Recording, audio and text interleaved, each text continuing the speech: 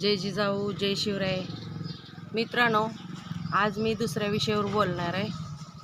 तर मला थायरॉईडचा त्रास भरपूर व्हायला लागला आहे. 5-6 वर्षापासून मला थायरॉईड आहे. ह्या जी घशाला गाठी दिसत ना गळ्याला, ह्या गाठी लहान होत्या अगोदर, पण ही वरचीवर मोठ्याच व्हायला लागल्या त्या. तरी मग मी डॉक्टरकडे गेली, ट्रीटमेंट घेतली. तर डॉक्टरांनी सांगितले की ऑपरेशन करावं लागेल म्हणून. तर मला श्वास घ्यायला पण त्रास व्हायला लागला आहे. 5-6 वाक्य जर सलग बोलली तर माझा दम भरतोय आणि मला खोकला लागतोय दम भरून. तरी हे आत्तापर्यंत मी हॉस्पिटलला गेलीच नव्हती. मी आयुर्वेदिक औषध घेतलं होतं. ते आयुर्वेदिक औषध खाल्लं की कमी व्हायचं, आणि आता आयुर्वेदिक औषध बंद केलं म्हणून परत अजून ते वाढलं. तर मला असं वाटून गेलं की आयुर्वेदिक औषध आपण किती दिवस खायचं, म्हणून मी ते आयुर्वेदिक औषध बंद केलं होतं. परंतु झालं असं की ही वरचीवर गाठी मोठ्या व्हायला लागल्या. इथं तरी एक तर गाठ ही ह्याच्यावरच आहे, घाटीवरच आहे नरड्याच्या, आणि 4 गाठी आहेत त्या मला इथं. मग डॉक्टरांनी सांगितलं ऑपरेशन करायला लागतंय. ऑपरेशन ह्याचं खूपच अवघड आहे, कारण श्वास नलिकेवरच इथं तरी एक गाठ आहे, आणि ही बाकीच्या अशा इथं तरी एवढी अशी मोठीच आहे, पण एकूण सगळ्या मिळून आत 4 गाठी आहेत त्या. डॉक्टर म्हणलं ऑपरेशन करावं लागेल, पण रिस्क आहे. कशी रिस्क आहे तर आणि थायरॉईडमध्ये सुद्धा प्रकार आहेत, वेगळ्या प्रकारचं थायरॉईड आहे. तर आवाज जातोय, ऑपरेशन केल्यावर आवाजही येणारच नाही की, आणि जरी समजा आला तर आपला पहिला हाही आवाज येणार नाही, एक खरबरीत येईल किंवा कमी आवाज येईल असं डॉक्टरांनी सांगितलं. पण माझ्याकडं पर्यायच नाही. झालं असं की मला एकीकडं आड आणि एकीकडे विहीर झाली. नाही ऑपरेशन केलं तर डॉक्टरच्या म्हणण्यात येतं की पुढं जाऊन कॅन्सर होईल. सध्या कॅन्सर नाही, पण जर नाही ऑपरेशन केलं तर कॅन्सर होईल म्हणून डॉक्टरनी सांगितले. आणि ऑपरेशन केलं तर आवाज जाईल. म्हणजे डॉक्टरचं म्हणणं की असं मी आवाजाची गॅरंटी देऊ शकत नाही की 10 पेशंटमध्ये एखाद्या पेशंटचा आवाज जाऊ शकतो. तरी मला 1-2 वर्षापूर्वी सांगितलं होतं की ह्या गाठी ऑपरेशन करूनच काढावं लागतं. त्या मी पुण्यातल्या कमांडो हॉस्पिटलला गेलती आणि तिथं चौकशी केलती.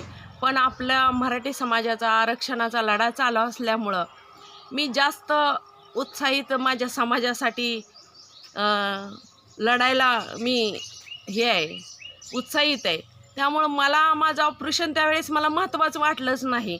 मला वाटलं त्यावेळेस की माझा समाज माझ्यासाठी महत्त्वाचं आहे, म्हणून मी माझं ऑपरेशन पाठीमागं टाकलं. मला वाटलं आपल्या समाजाबरोबर लढलं पाहिजे, आपल्या लेकरांबाळांसाठी लढलं पाहिजे, आणि ऑपरेशन काय आपण पुढं जाऊन करू. पण ते झालं असं की ते आता पुढं गेलं एकदम. आता माझ्या पुढं 2च पर्याय आहेत. ऑपरेशन तर करावं लागेल, किंवा नाही ऑपरेशन केलं तर कॅन्सर होईल, आणि ऑपरेशन केलं तरी आवाज जाईल. तर तुम्हाला काय वाटतंय तुम्ही ती मला कमेंटमध्ये सांगा. परंतु मला तरी असं वाटतंय की आपण पूर्ण जे आत्ता ॲडमिट झालं, आपण लगेच ऑपरेशन केलं वगैरे, तर माझं लगेच 2-4 दिवसात 4-5 दिवस 8 दिवस काय ॲडमिट होईल मी, आणि मी डायरेक्ट परत बोलायचीच बंद होईल ना. म्हणून मी थोडं विचारात पडले. तुम्हाला काय वाटतंय तुम्ही मला कमेंटमध्ये सांगा. आणि जरी हा व्हिडिओ माझा कोण बघतंय, कुठून बघतंय मला माहिती नाही, पण जी कोणी माझा व्हिडिओ बघतंय त्यांना जर थायरॉईडबद्दल किंवा ह्या जी गाठी आहेत त्या ना घशाला, माझ्या थायरॉईडच्या 4 गाठी आहेत त्या, जर ही आयुर्वेदिक औषधानं बरं होत असलं तर मला तेवढं पत्ता सांगा, किंवा कमेंटमध्ये तुम्ही सांगू शकता. जय शिवराय. तुमच्याकडून एवढीच अपेक्षा आहे, बाकी काही नाही. मी खरं तर प्रॉब्लेममध्येच आहे की माझ्या पुढं 2च ऑप्शन आहेत. एक तर ऑपरेशन करावं लागेल, ऑपरेशन नाही केलं तर कॅन्सर होईल म्हणून डॉक्टरनी सांगितले, आणि ऑपरेशन केलं तर आवाजाची गॅरंटी मी देऊ शकत नाही. त्या गोंधळात मी खरंच ह्या प्रॉब्लेममध्ये मी गोंधळून गेले. तर तुम्हाला काय वाटतंय? आणि तुम्हाला जरी म्हणजे असं कुठं आयुर्वेदिक आता बऱ्याच ठिकाणी आयुर्वेदिक लोक औषध देते ती आणि बऱ्याच ठिकाणी लोकांना माहितीसुद्धा नसते, त्यामुळं ती खरंच ऑपरेशनची लय रिस्क आहे. त्यापेक्षा आयुर्वेदिक जरी औषधाने कुणाच्या माहितीनं ती बरं होत असलं, हाई गाठी विरघळणार असल्या, तर मग कदाचित माझं ऑपरेशन थांबल आणि पुन्हा अजून मी अन्यायाविरुद्ध बोलायला तयार सज्ज राहणार आहे. आणि एवढीच तुमच्याकडून अपेक्षा आहे. जय शिवराय.